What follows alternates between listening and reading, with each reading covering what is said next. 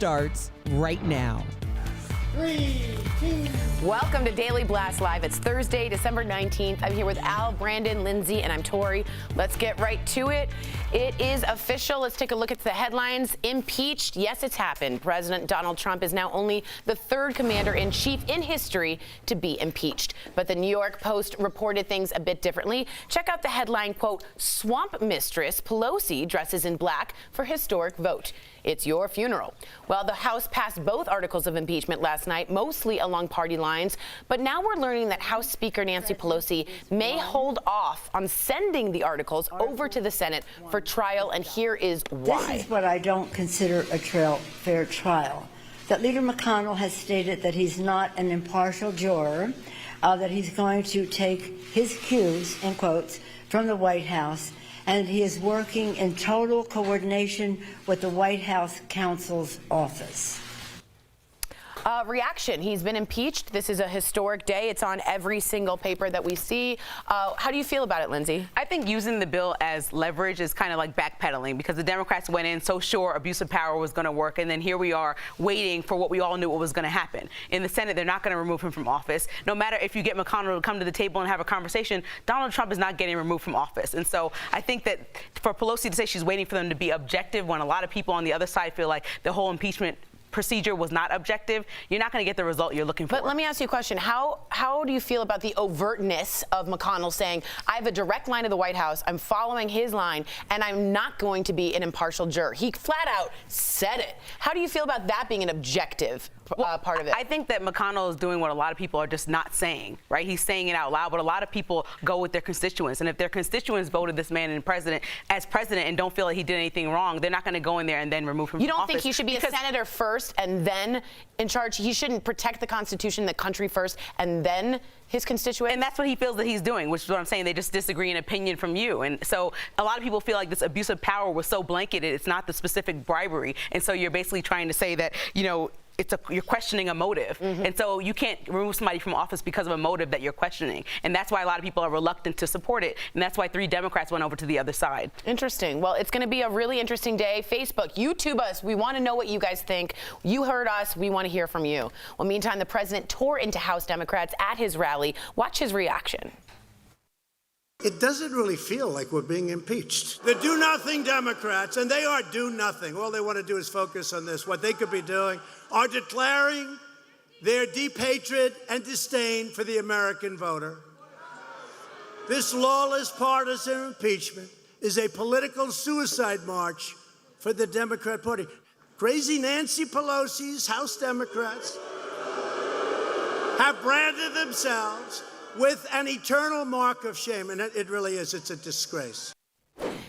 And check out this ominous tweet this morning. Quote, "In reality, they're not after me. They're after you. I'm just in the way." Is this inciting violence to you, Al? I don't know if it's inciting violence, Brandon, Tori, and Lindsay. I just think Thanks for saying our names.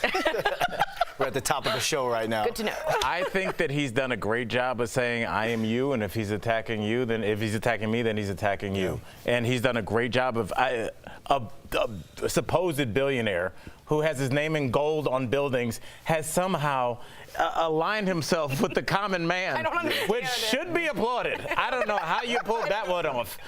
You know, we talk about Gwyneth Paltrow not being able to relate to regular people. How did, you know, they're like, I feel that man. He's a gold toilet. Yeah, it's very strange. But, you know, he's done it and he continues to do it. And you see, I don't think his base, if he just says it, then it's true. And, you know, we've seen people around the world that have that effect on the people that follow them, and he's one of them, and he's taking advantage of it. Yeah, he's not inciting violence, he's inciting his base. And if you think of it, just think of that meme, that picture just now when he's pointing.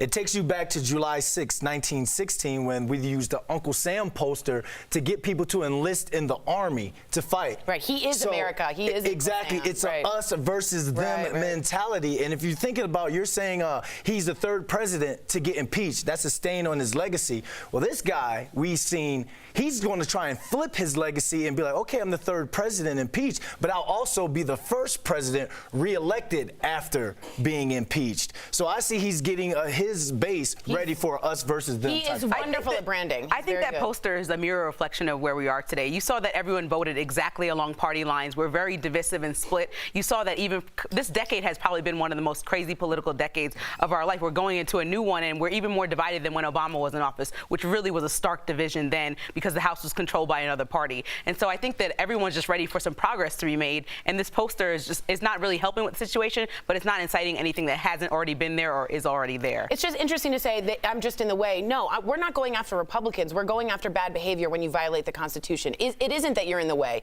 It's that you're the issue. That's what I think is misleading about that ad. But I do hear you. Now, I want to hear from you actually directly about this. The president made another comment at his rally that's upsetting a lot of people. He took a swipe at John Dingell, the Democratic congressman from Michigan who died last February. I want you to pay attention to this. Take a look. Then you have this Dingell. You know Dingell from Michigan? Debbie Dingell, that's a real beauty. She calls me up. It's the nicest thing that's ever happened. Thank you so much. John would be so thrilled. He's looking down, he'd be so thrilled. Thank you so much, sir. I said, that's okay, don't worry about it. Maybe he's looking up, I don't know. I don't know. Maybe. Okay, that was very important to me because the sound of that is different. He is in Michigan, and John Dingell, just so you know, is beloved there by both Republicans and Democrats, served in World War II. This is Dingell's widow in response saying, my husband earned all his accolades after a lifetime of service. I'm preparing for the first holiday season without the man I love. You brought me down in a way you could never imagine, and your hurtful words just made my healing much harder. Really quick, this is a picture of Debbie Dingell. She took her husband's seat when he said he would not resign. This is her. I hope we have a picture of it. If not, oh, we don't. Here it is. She stood for 6 hours and greeted 2,000 people who came to pay their respects for John Dingell. I went to Michigan. This man helped with the Clean Air Act, the Civil Rights Act. He is a World War II veteran. How dare you imply this man is in hell? You bone spur of a man saying this to a World War II veteran. Shame on you. And I'm asking all Republicans, are you okay with this? Because I got 6 right now that are being asked in the Capitol right now, and they're all saying this is absurd. Lindsay, how do you feel? So I watched Debbie Dingell this morning in an interview, and you kind of felt her raw emotion saying, I just lost my husband. This is my first holiday without him. You know, this doesn't make me feel good. Can we at least treat each other with dignity and respect? And I agree with that. I think that to attack a man who's dead and deceased is obnoxious at the least. And so we have to separate politics from personal. And I think the personal attacks really have to stop because it's not helping us propel or get anything done. Could he ever go far enough for you to say, I don't think he's a good person? Could he ever? For me, this is disgraceful. This man is a hero, and he trashed him and saying, looking up, even his Trump rally people were booing. Listen, I don't think that he should have said that. I don't think that he should have said what he said about John McCain. I don't think those are good things. But I do not know him personally. You know, I know, but people say wrong things all the time. You to say, this is too much for me. He is an immoral person. I think what he said is immoral. That's what I said there. You know, I don't know him to say that if he's immoral overall or not, if he's actually racist or not. He's done a lot of things that have been very offensive to people of color like me, to people who are across both aisles. I just think that he is our president right now. And so continuously attacking him and removing him from office and not getting anything done and not even having a candidate that can compete with him right now is actually just more of a waste of time than anything I've ever seen. Good point. Very good conversation, huh? Let us know what you guys think. Well, enough with all of the politics, huh? You promise? Yes, and all the impeachment news. How about some, yeah? Yes. Yeah. Okay, these are some feel-good stories like this one. A 6th grader gets his Christmas wish. Watch this. My name is Mark. I said you on what I would like most for Christmas is to see my brother who's in the United States military.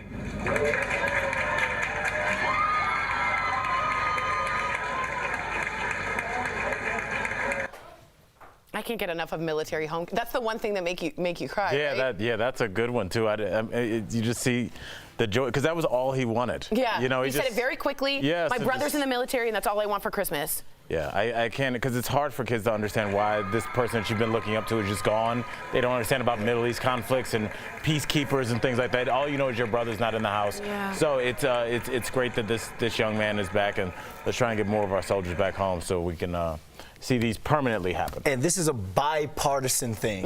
Everywhere, whether you're Democrat, Republican, you have a family member or you have someone that's over there fighting for our country. So to me, this is what the holidays are all about. I know you guys call me a Grinch because I don't like Christmas trees and stuff like that, but being able to see family that you haven't seen in a long time, especially our military service men and women who go over and put their lives in harm's way, to be able for him to see his big brother, now that inspires that kid even more. So. I'm Jewish, and I still think it's a little Grinchy that you don't like Christmas trees. Is that weird? Are we doing? We're doing feel-good stories. We're doing nice stuff. Come on, Sorry. Don't attack him. Don't get impeached is moderate. All right, very sorry. All right, a Virgin Atlantic flight attendant, how about this one? Shared a heartwarming story that's gone viral on Facebook. Jack and Violet were 2 passengers on a recent transatlantic flight, and Jack gave up his very first-class seat to the 88-year-old. It was her dream to, quote, sit at the front of the plane while he took her seat in economy. Jack said he did it out of the goodness of his own heart, according to the flight attendant. She's the cutest human being ever. Jack is an angel. Jack gave up his first-class seat and sat near the bathroom and didn't complain the whole time. That's a 6-hour flight from New York to London, so like hats off to Jack. Jack, check your DMs. You got some. You're the potential only one thinking about candidates. DMs in this What are situation. you talking about? What do you mean? Brandon looks at this picture and be like, how many girls can I get? Yes. I'm in a relationship right now. I wasn't the old Brandon was thinking that. The new Brandon was just like, hey, that was a great deed. Look at this Christmas Great tree deed. we got here. Yeah. Let's see how good that is. DBL is live and coming up. It's been 1 month since 2 viewers vowed to get in shape, so how are they doing? We'll check in with them in our Commit to Be Fit challenge. And you, the viewer, are our 5th host. Airplanes are pretty much the one place you can't talk on your phone. But is that only a matter of time? Your comments coming up next. Kinfred.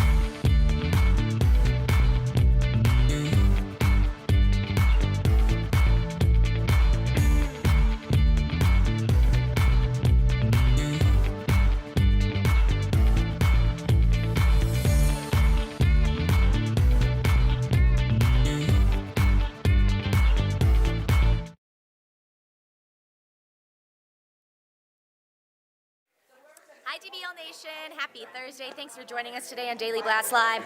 We're all getting excited for the holiday break around here. Let us know what you're doing today to get ready